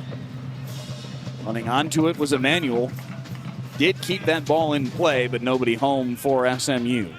13 minutes remaining in this one. BC needs to hustle, and they're playing a man down.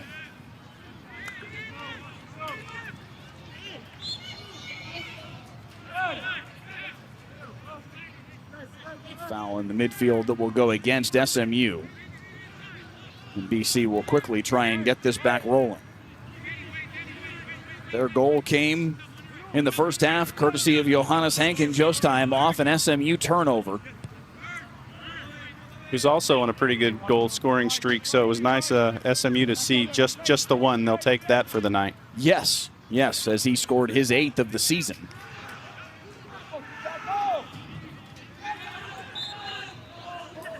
They will say that is a BC throw-in. This is a result that SMU certainly needs. They need to hang on over these last 12 minutes and change, as Noah Irvin will come in for Ryan Clinton Pimentel, who had a nice night. Matthias Dick on for Jalen Mitchell, who was terrific. Despite coming up empty on the score sheet, created many a chance for SMU this evening. I imagine Jalen's going to get a pretty good high five from Coach Hudson after that performance. He was as dangerous as could be all night long. SMU, if they do hang on, will improve to 3-1-2 in ACC play ahead of 2 incredibly difficult tests the rest of the way. This is to the backside of the 18 for Brian Toro. Plays it across, but nobody home. SMU unable to clear until now. And Matthias Dick will play it up the far sideline. Manuel plays it off the foot of an Eagle, and it's an SMU throw. And as we talked before the game with Coach Hudson, I mean, those 2 ties are brutal on your points number for your conference, and they didn't need to be. They didn't expect them. They feel like they let themselves down by having those draws. Now it's nice to get the points and not lose the game, but sure, in this league, those wins are very important. So tonight was extremely important, leading into probably the 2 most difficult games of the season coming up after this one. A draw against Clemson 1-1 back on September the 13th when Clemson was ranked 2nd in the country. Clemson has had a nice season, 4-1-1 in conference play. The other draw against North Carolina, who has done virtually nothing but draw this year, 1-0-4 on the season for the Tar Heels. Yeah, I think they would like all 3 points from that game. And I called the Clemson game, and they had as many opportunities they've had tonight. Yeah. They just couldn't find the net. And you get a draw, and that's 2 points lost. Scorsia playing it up the near side here for Noah Irvin. Irvin with the centering cross, and sliding through is Jack Burkhardt. It will be an SMU corner, of which they have had plenty this evening. If we thought that 3-1 was going to keep them happy, I think we were wrong. This is about to be the 8th corner kick of the night for SMU against only 1 for BC this evening. And yes, there is no slowdown. There is no let up on the gas pedal right now for SMU. Well, these guys that got subbed in, they won some goals too. Yes, they do. Matthias Dick, in swinging ball to the backside, and Borak is there. Definitely a place you can't put a corner kick against him.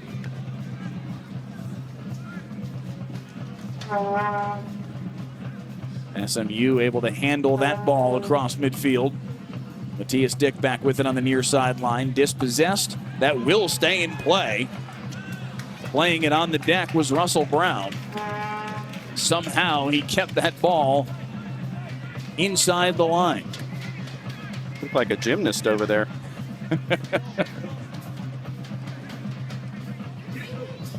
Under 10 minutes to play. BC has no choice but to try to find some sort of attack at this point in the game. I mean, you're down 2 goals. I'm sorry you're down a man, but here we have it. To the end line, centering cross. A chance there, but nobody home. Still on it is BC. Another chance in front. Hankin Shostheim off the keeper and in. His second of the night. Johannes Hankin Shostheim pulls BC 1 closer. Strong body, couldn't get it out. Tough parry by Martin Emmanuel Dominguez. And the hot goal scorer for BC finishes it. That just changed the last 9 minutes of this game, guys. 8:58 to play, and yes, that certainly ratchets up the pressure on SMU. BC still, of course, playing a man down, but a surge of confidence, a surge of momentum off the goal from Hankin Shostheim, and now feeling like they're 1 mistake away from being right back in this thing.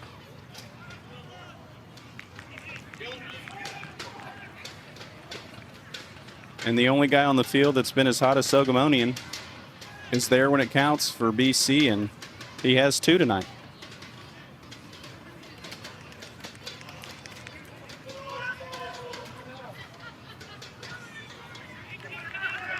Bob Thompson discussing with the officials a couple of substitutions. We are now ready for play.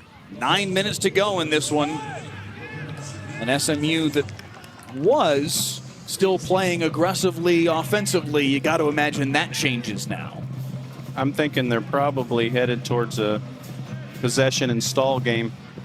8 minutes, 40 seconds left is a long time to stall, though. So you're gonna want to stay a little bit aggressive, but at the same time, you know, if you have nothing, go to the corner. Scorsia goes to the corner. Dancing with it, plays it off of no one. It will be a goal kick for BC. And Andre Borak will look to hustle here.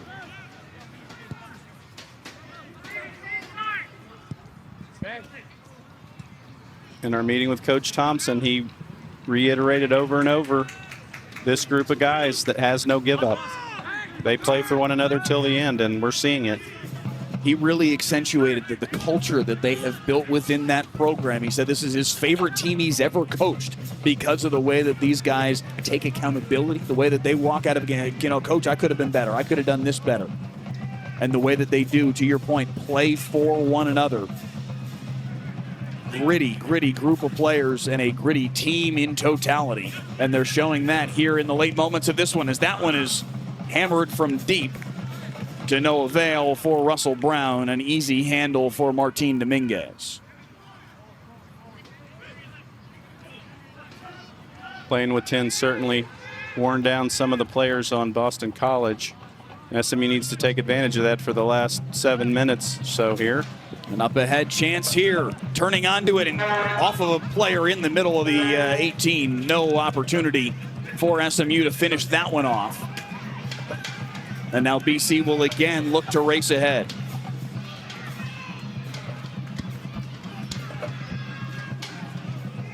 Under 7 to play. BC has played a man down now for over 37 minutes, almost the entirety of this second half. A couple of yellow cards against C.J. Williams, the second of which at the 44-13 mark of this second half.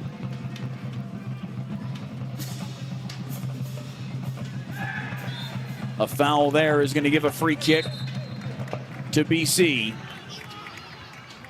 The foul against Russell Brown. I beg your pardon, against Noah Irvin. These are the moments for SMU's defense that they need to have the grit that Boston College is so prideful in. And short ball, flag. Not up, but a whistle. It appears they were not fully ready for play, and Jack Burkhart jumped the gun there as he tried to play that ball ahead for Connor Gibson. So they'll reset the free kick once again as Justin St. Pierre makes sure that everybody is positioned appropriately. that was certainly a training grounds play they were trying to work, but they'd stopped the clock, so they needed a whistle. Burkhart, backside of the 6. Dominguez punches it out, but it bounces off of a body and out of bounds. It will be a corner kick. BC arguing that it hit a hand. Martin comes out here. We'd like to see him hold this rather than punch it. It did hit. BC still trying to argue this. Did that go off the forearm of Velaz Landsberg? There will be no review. It will be a corner kick for BC. Burkhart, the left-footed corner. Headed clear. Burkhart will run onto it. He'll play another one in. That one is blocked. Now a penalty and a yellow card. It appears given to Danny Escorcia.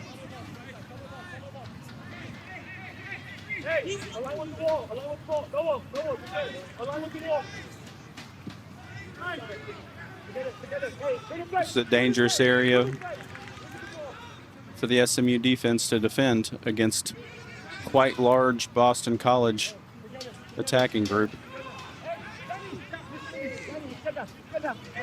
Just outside of the 18 on that far top right corner of the box.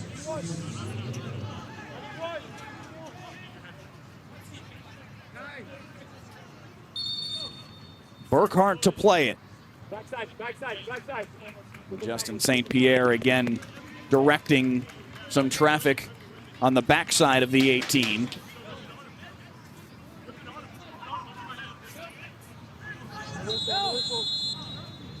Burkhart into the box. Nobody home. Past the sliding leg of Russell Brown. And it's a goal kick for SMU. I'm sure Martin's eyes got big on that one. I'm sure Coach Hudson would like to see him control that last ball with his hands rather than trying to punch it out and give him an opportunity to settle the game down.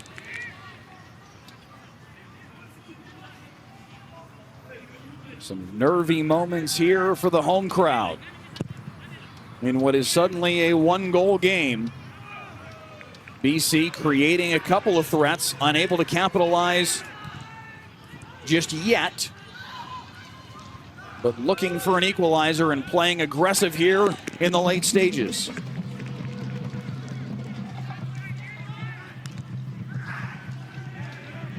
Anybody that stopped paying attention when maybe went and got a drink or something is really missing an amazing game here. The throw in into the box, running onto it is Hankin Jostime, and run off of it by Velaz Landsberg. It's a good throw to try and spring Hankin Jostime loose. Now Mukisa Emmanuel playing it back for Escorcia. Oh, Escorcia undercut and a penalty.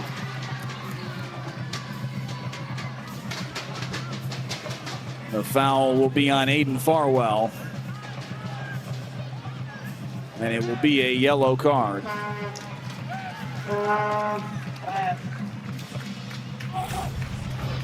Escorcia's game is definitely drawing him in close and then using his quickness to get around. And I don't know why he's trying to plead that he got the ball, but it was all player there.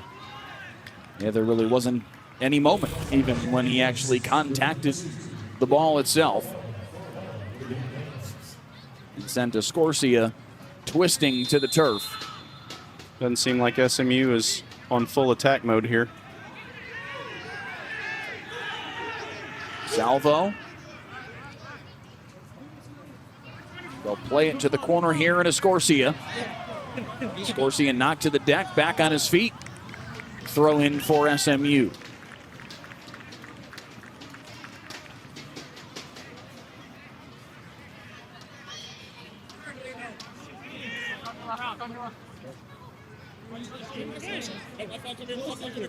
No hurry at all for SMU. 3 minutes to play.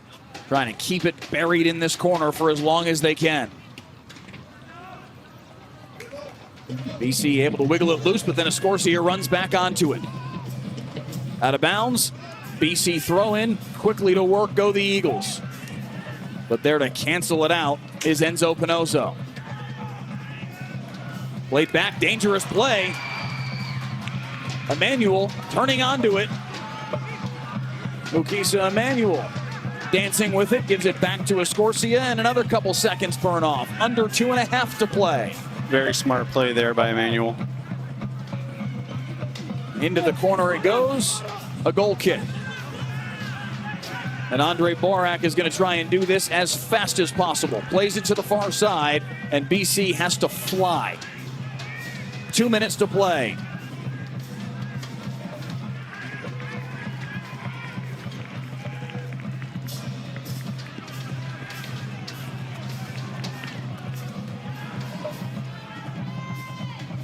Up ahead, intercepted. Emmanuel with a chance to kill some more time. Runs into the far corner. 1:43 to play.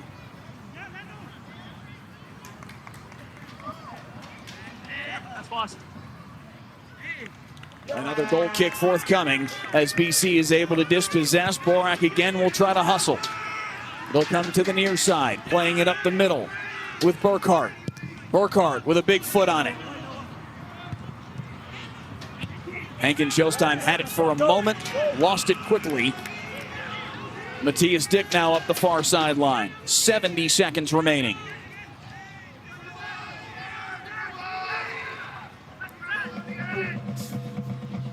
Emmanuel. A foul against SMU. Matthias Dick getting tangled up. BC possession, 55 seconds remaining. Borak. Time running out for BC.